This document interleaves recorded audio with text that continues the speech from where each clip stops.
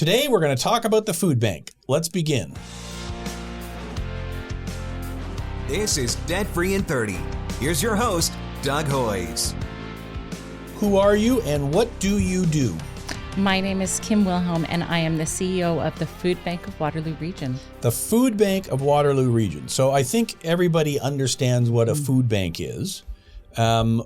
The Food Bank of Waterloo Region, explain that to me, because you are kind of like the top of the umbrella sort of thing. You work with a bunch of other agencies. Explain how does that work? Well, oftentimes when people hear food bank, there's a preconception that they get in their head, and it's church basement, cans and boxes. And while there are some food programs that are running out of churches, the reality is the Food Bank of Waterloo Region is so much more. We are a distribution center.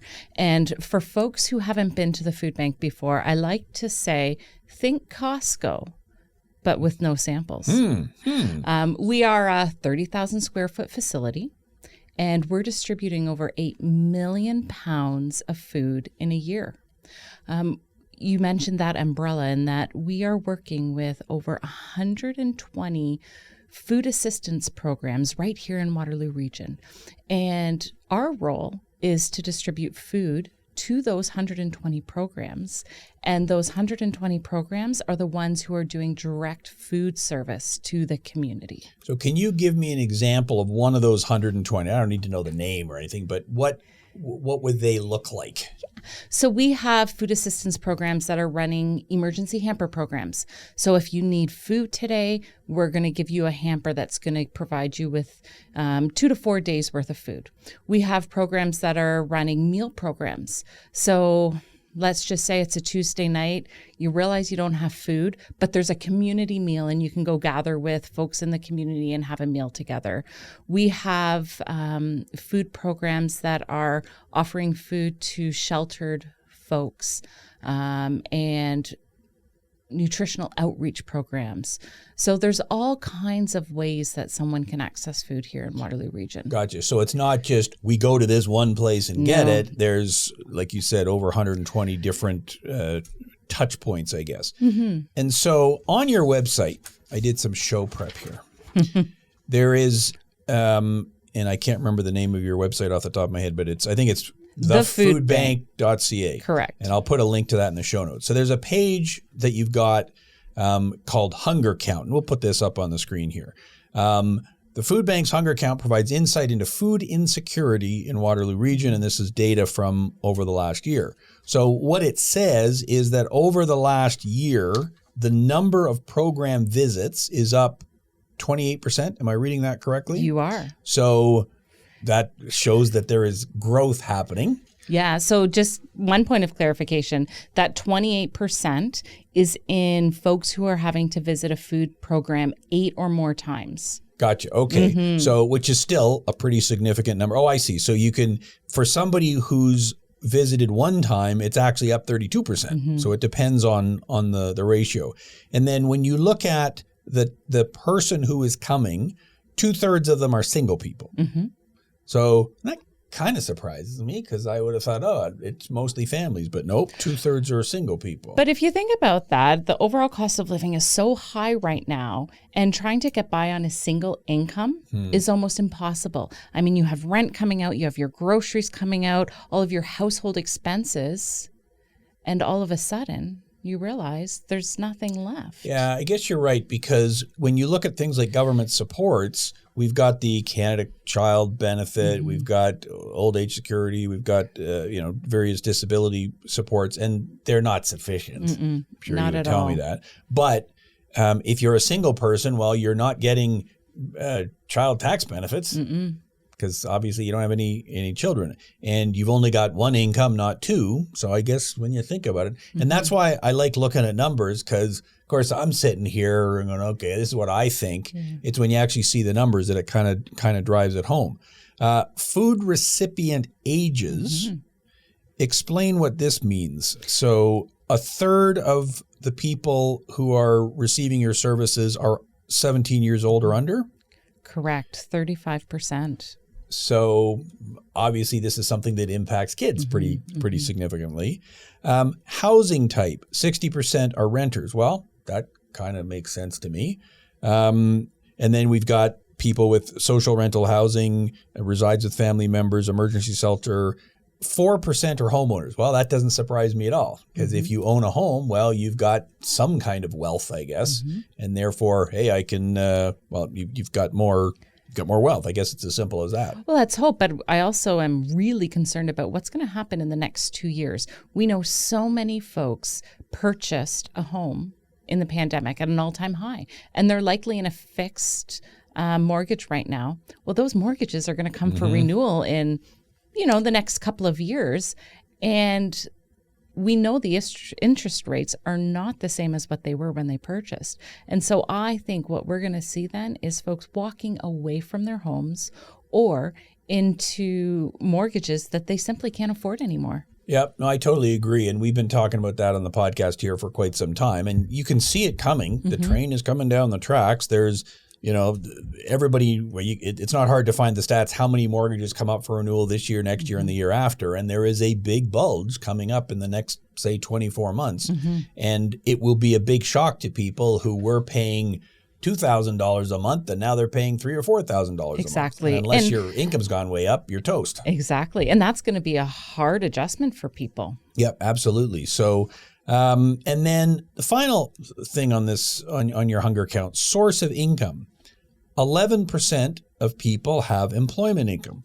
Okay, that kind of makes sense to me, because if you're working as the president of the corporation, you probably have sufficient income to be dealing with your other needs. But 11% on Ontario Works, 10% on Ontario Disability Support, 10% don't have any income, and then a whole bunch of other categories. So this is it primarily an income problem? Is that what people have? Food insecurity is a symptom of poverty. Poverty, simply explained, means people don't have enough money to get by with their basic needs. And so with food insecurity, there's different ranges of how food insecure you can be. You could be mildly food insecure, which means, I'm not sure if I'm going to be able to afford all of these groceries that I've bought this year. Maybe you might skip a meal in a week. In the median, you're maybe skipping a few meals a week. You're putting things back in the grocery store because you can't afford them. You're definitely shopping for the sales. And then severely is you just can't afford those groceries. You're not buying them. You're skipping meals. Maybe your children are skipping meals. And so there's a little bit of a range of how food insecure someone can be. And your organization helps all of those people. Absolutely. And so there are some people, like we saw in the chart, that, they may only come once every few months. And there are other people who are much more food insecure and are coming on a much more regular basis. Exactly. So you mentioned the pandemic. I remember that. I'm old enough to remember the pandemic. I know where it was. We'd like to forget it, but I know. Here we are. And so what has changed in your world compared to, let's say, 5 years ago? You're busier, I assume. Everything has changed. I mean, that's the short of it, but let's break that down a little bit. So pre-pandemic, we could probably look at, these numbers that you talked about a minute ago. We could look at them probably once or twice a month, or once or twice a year, sorry. They didn't fluctuate all that much. We were pretty, I'm going to say, stable in the amount of food that we were sourcing, the amount of food that we were distributing, and we just sort of, this is another year. We know what we're doing. Pandemic hit. Thousands and thousands, hundreds of thousands of people lost their jobs. And we were very concerned at the Food Bank of Waterloo Region and food banks in Ontario right across the country that we were just going to get slammed, shall we say, with individuals accessing food assistance. But truthfully, that didn't happen. And I'm confident in the fact that was because the government offered CERB to folks. And it was so quick and so immediate that they received that. And we just sort of continued on. We saw a little bump in individuals accessing food assistance, but we didn't get, the hundreds of thousands that we initially thought. Time went on. A little bit up, a little bit down. June 2022. So it was a couple of months earlier, if I'm good in my memory, that gas prices started to go up.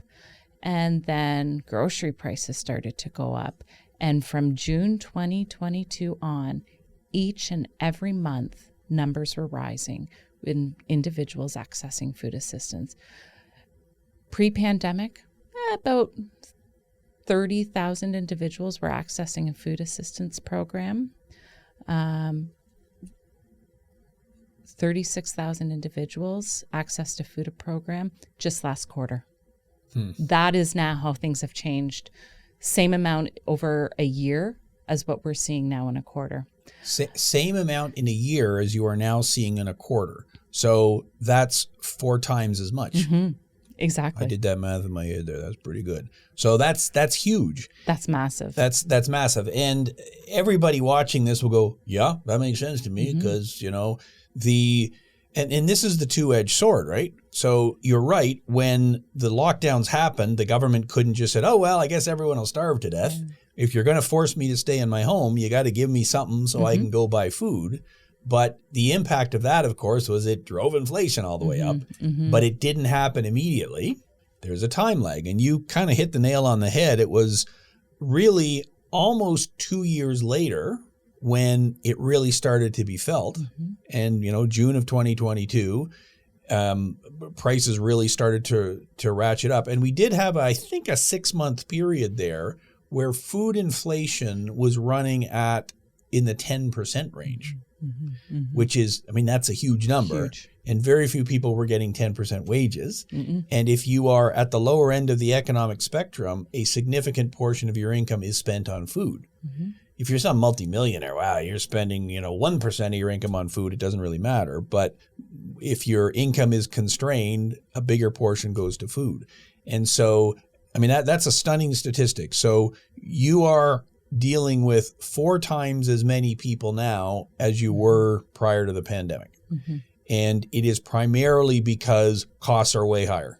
Yeah, there's no single reason. But when we look at it, we know the overall cost of living has just skyrocketed. Food prices, interest rates, we're seeing it at the gas pumps. We're seeing it everywhere. If food prices were to go down, would we see a little bit of a drop? Yes. Would we see a drastic drop? No, because it's not just about food prices anymore. It's the overall cost of living. Right. Maybe I can afford food, but if I can't put gas in my car, I can't get to work. Exactly. If I can't pay my rent, then I don't have a place to live.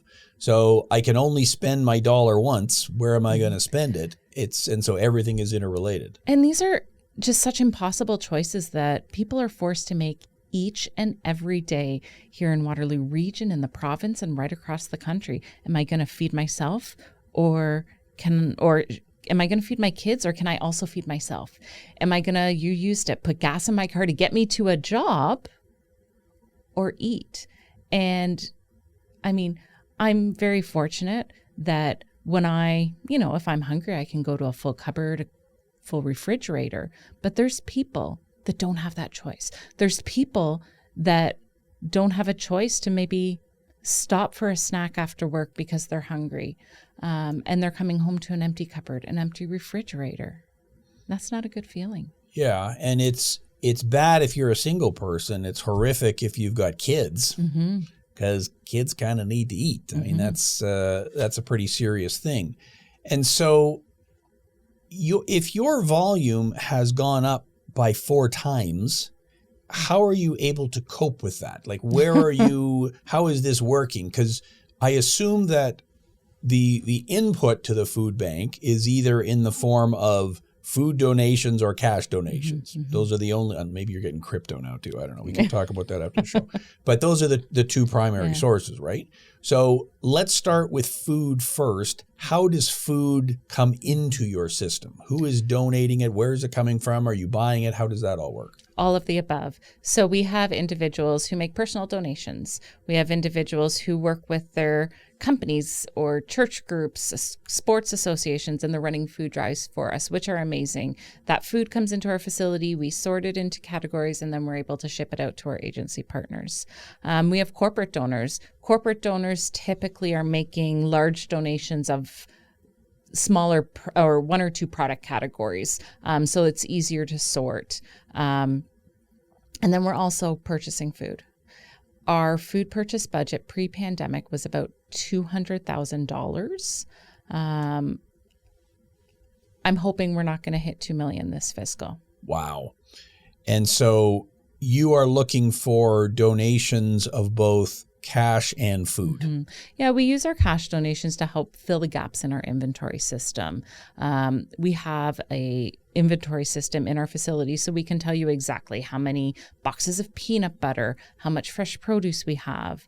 And we look at that on a weekly basis and say, okay, do we need to go out and purchase this week, or do we need to sort bins, or is it a combination of both? Gotcha. So the guy who runs the big pasta making plant, well, maybe he donates a bunch of spaghetti to you. Absolutely. So we're good. We got lots of spaghetti for the next 2 months. Mm-hmm. But what we don't have is, let's say, peanut butter in your example, because there aren't a lot of peanut butter plants in Waterloo region. I don't think we grow peanuts here. No. So, okay, that's something where we use the cash to go out and buy it and keep the inventory levels where they need to be. So if an individual is watching this and wants to donate cash, what's the process? Go to your website? That's the easiest way. You get an immediate tax receipt, thefoodbank.ca, click on the donate button, and you can do it in 2 minutes. It's a quick process. That's the easiest way to do it. Gotcha. And obviously, if there's big corporations with lots of money watching as well, they can give you a call, and I'm sure you Please do. You can set them up with a plan there. And when you go on your website, you do have I think it's called corporate sponsors or something. And we are listed there. You sure are. We've done what we could. And so that's certainly a way for people to get involved. So, okay, so we've talked about on the input level. Is there anything else that you're seeing at the individual level other than what you've already described, which is costs are really high? Like that's pretty much it. That's the big problem that people are facing. But let's talk about the impact of that. So costs at the grocery store are high.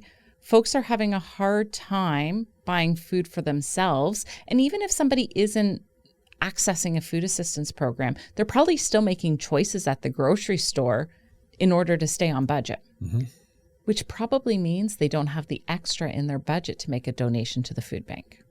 Gotcha. That has been a huge shift that we've seen over the course of the pandemic since it started, is that people don't have that extra anymore to help, which goes back to that almost $2 million in food purchase that we talked about. Gotcha, which is what's filling in all the gaps. Exactly. So, because, I'm sure you've got people who have used your services who they use your services, but then a year later, they're donors. 100%. Get back on track. It's all good.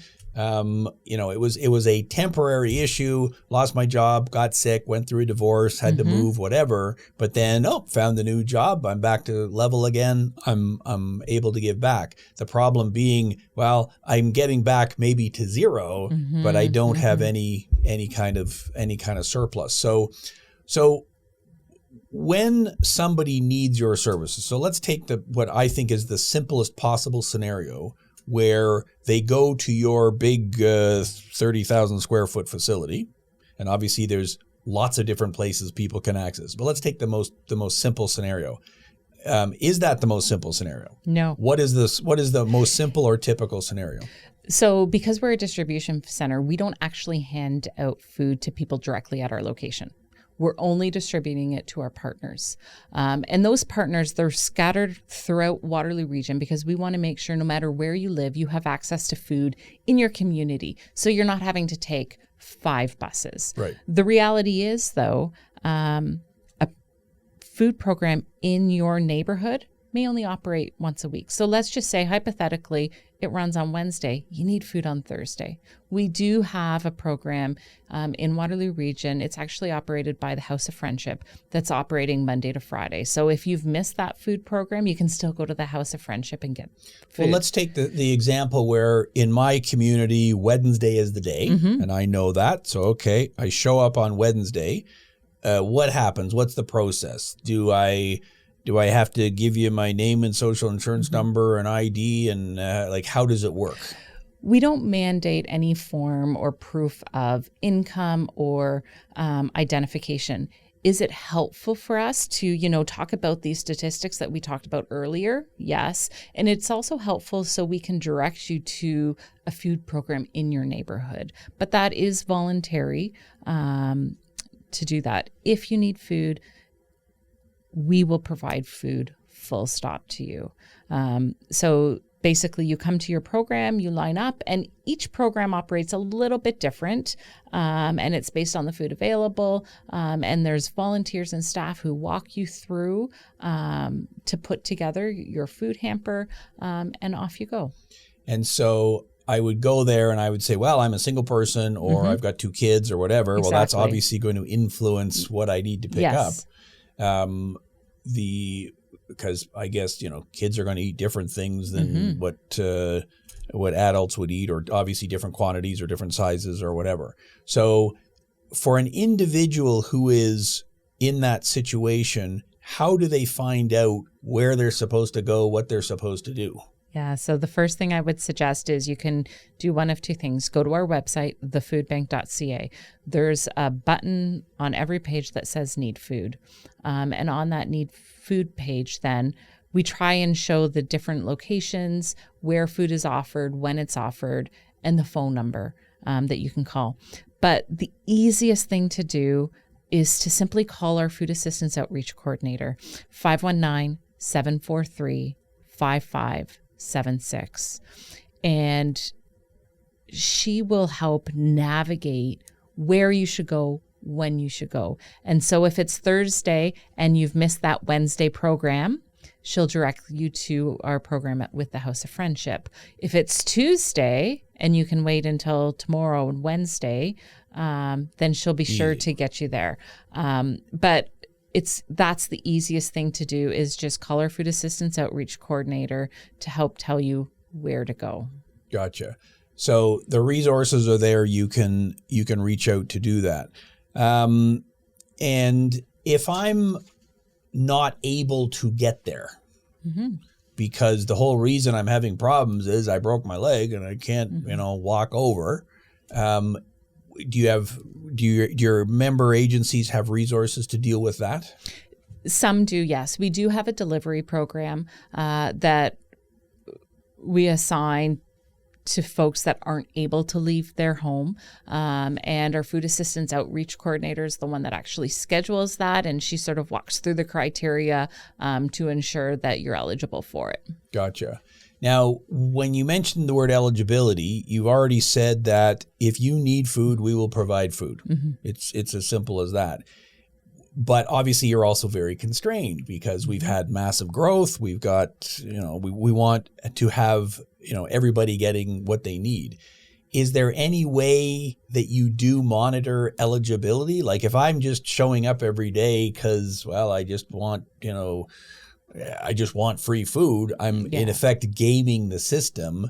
I guess that's up to the member agencies to kind of, using moral suasion, just say, hey, can you, get to the back of the line? Is there any way how do you deal with something like that? We do want to make sure that there is food for everyone. And so we do have limits in terms of how much food you can access in a given month.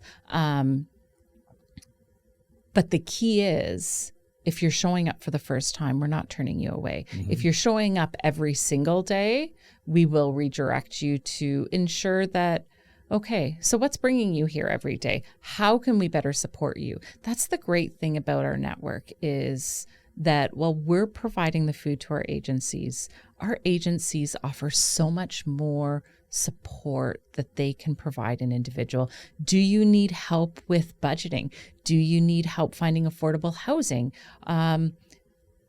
How can our agencies help you to holistically support you as an individual? Because we know that food brings people together, and food sort of weaves through all of the challenges that we have, but we need to figure out what the root problem is. Right. I think that's the key point, because, and again, tell me if you disagree with this, food insecurity isn't the problem. It's the symptom of the problem. There's something else going on, or maybe many other things going on. Income issues, medical issues, abuse, like a whole bunch of different things that could be happening. And so if you can get to the root of the problem, Exactly. we can fix this. Well, not fix it, but we can give you a strategy to deal with that. And we run into this a lot here. Obviously, we are a firm of licensed insolvency trustees. We help people who have an overwhelming amount of debt and there's no way they can pay it back. I talked to a guy yesterday whose debt is, many tens of thousands of dollars for various reasons, and he's got an okay job. He's making, $2,500 a month. There's no way he can ever pay back that amount of money. And if he does nothing, eventually the creditors will take him to court and sue him. And so the answer is, well, you've got to do a proposal, eliminate your debt. But the good news is he does have a job, and so once the debt is eliminated, that really is the core of his problem from things that have happened. So he doesn't need somebody giving him money to pay his debts because there's nobody out there who does that. Wouldn't it be nice if It'd there be wonderful. was? It'd be wonderful, but it's not the way it works. So, okay, we deal with the debts, but we also make sure we've addressed what the underlying issue was. And in this particular guy's case, it was he had a medical issue 2 years ago, which got him way behind, couldn't work, incurred some expenses, but that medical issue was dealt with. Okay, fantastic then. So now we can deal with the result. If he still had a medical issue or he still didn't have a job or whatever the issue was, okay, let's see if we can focus on that first. We get lots of people in here, I haven't filed my taxes for 5 years and so the government's freezing my bank account. Okay, well maybe we should get your taxes filed then. Yeah. And that solves it. So I guess what you're describing in the food insecurity situation is really the same thing. What's really causing it, and can we dig deeper and figure out a way to address that, and that way the food insecurity becomes less of an issue. Because food is just the temporary fix, really it is. Without identifying the root issue, it's just going to keep coming back like a vicious cycle. So it's so important to be able to identify that. I mean, childcare, another example. Maybe people don't know about the $10 a day childcare and how to access that. Just providing people support is really what it comes down to. Right. And so if I was able to get childcare, maybe it's just before and after school or whatever it is, well, now I can work more hours at my job and generate more income, and that kind of makes the whole process that much simpler. So, and that's, I guess, exactly why you have the model that you have.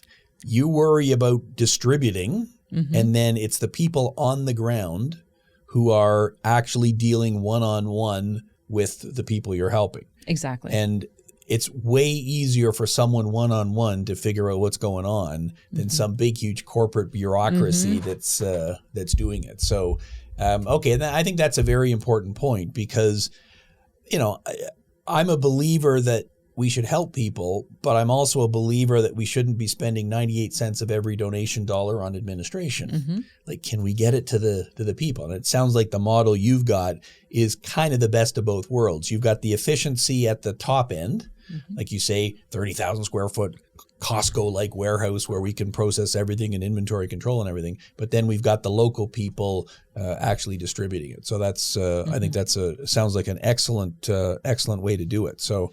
Because this is not a problem that's going to go away tomorrow, is it? No, not at all. Like I said, even if you were to lower food prices, that's not enough.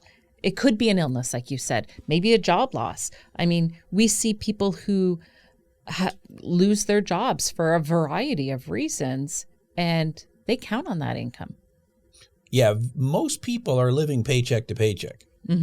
I don't know a whole lot of people, I got 50 grand in the bank. Yeah, that's not a thing. Well, what did they say? At least 3 to 6 months of reserves?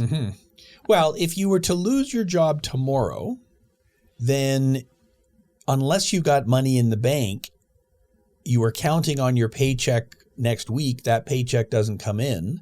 It takes a period of time to qualify for EI and, get that money flowing. So there is almost always a gap. And yes, of course, you should have money in the bank. That would be great. But if I've been living paycheck to paycheck up to this point, how do I put money aside? Exactly. And your point is right about inflation as well. If inflation drops to zero, that only means prices aren't going up, but they're still already way high. And so are we going to have a period of massive deflation? I don't know, maybe. I guess it could happen. I don't think it's ever happened, but we could have it. So, okay, well, that really paints a very, I think, robust picture. What comments would you like to make to end this? Is there, special types of food that you're looking for? Is there other information you'd like to give to either donors or people who need your services? What final comments would you like to make? 3 quick things. 1, a thank you to the community for continuing to help us out to ensure that people have the food they have when they need it. 2, if you have room in your budget to make a donation, you're out at the grocery store, you're not quite sure what to get, think low in sodium, high in protein. Those are great things that we're always on the lookout for. Alternatively, we keep our list updated on our website. Because of that inventory system, we can always call out what items we need. So our most needed food items are listed on our website.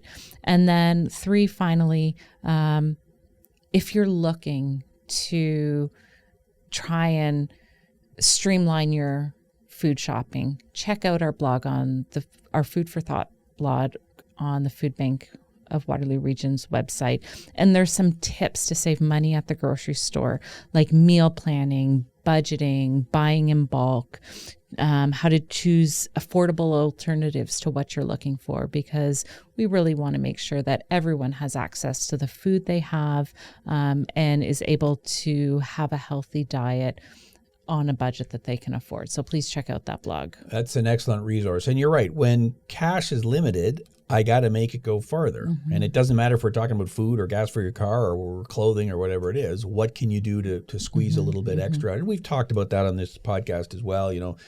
Technologies that's out there, things like the Flip app, for example. Yes. Okay.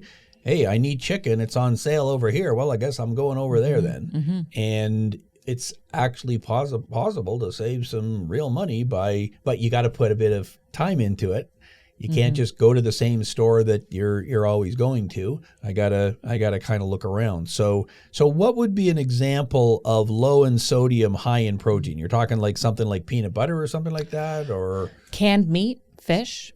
Sometimes those meals with a pull tab. Mm-hmm. And the reason why I'm going to call that out is because some folks living on low income don't all have a can opener, something that many of us probably take for granted.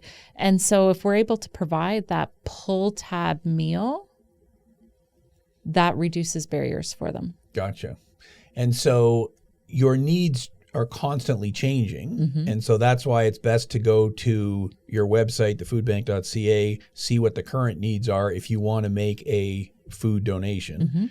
And you're always happy to accept cash donations as well. Definitely. Because then you can direct it to whatever you want. And you get a tax receipt. So it's a win-win. And you've got obviously, relationships with places where you're buying the food. So when you go in there and say, hey, we're the food bank, this is what we need, you're getting, I would assume, some kind of a deal or some kind of assistance or whatever. We have great partners who really try and give us their best price, or buy one, get one. We run into that all of the time, but lots of donations too from corporate partners. Gotcha. Fantastic. There you go. So I think the message I get from this is that the need becomes greater and greater, like 4 times what it was prior to the pandemic. And obviously the region has grown, and I understand all that, but still it's a huge issue. And so anything that people can do who are watching to help, by all means do so. But if you're also in need, well, that's the whole reason the resources are there. Exactly. Kim Wilhelm, thanks very much for being here. Thanks so much for having me today. Thank you. That is Kim Wilhelm, the CEO of the Food Bank of Waterloo Region. I will put links in the show notes to all of this, but the one you want to remember is thefoodbank.ca. It's not that hard to spell, right? People can do that. And that's got information on everything we've talked about. So please check that out. And if you're able to make a donation, and we've got people watching from literally all over the world. So if you're not here in Ontario, well, there's lots of other food banks in every locality. So please donate to your local food bank. Thank you very much for being here. That is our show for today. We've got a show every week, so please subscribe on YouTube. You guys know how to do it. I don't have to tell you how to do it because I don't actually know how to do it myself. And obviously, we're on all the major podcasting platforms as well, Apple Podcasts, Spotify, and so on. So please subscribe, hit the notification bell so you get notified of every show every week. And we will have another show next week. Until then, thanks for listening and watching. I'm Doug Hoyes. That was Debt Free in 30.